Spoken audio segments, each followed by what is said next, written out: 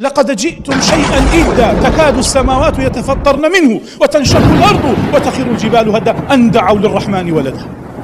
فنشا كان وقتك لا تقبل أسمان كان وقتك كرتبن كتو ادعي أو بكي كوابل إخوة كريه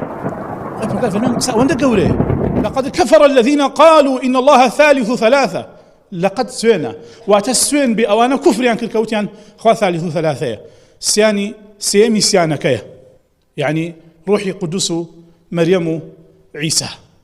أما باسك أويا كتو بيروزبايل يبكي بشتيك تايبد من دي نكيتي كحرامة كابرا بيوايا عيسى كري خوايا شون بيلم بيروز بي بلا دايقوني كركي خوا شون شتيوابي بويا جائز نية بهيش يويا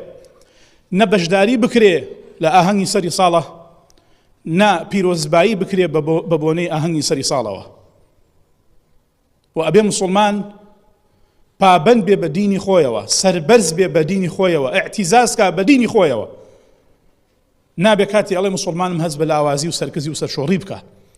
ئەبێ هەز بە اعتیزاز بکە لە قورئانیشا فەرمێ والذین لا يشهدون الزور ئەوانەی کە ئامادەی زور نابن لە مجاهید و کۆمەڵێک لە سەلەف هاتووە فەرمێ بریتیە لە بەشداریکردن لە جەژنەکانی کافرەکان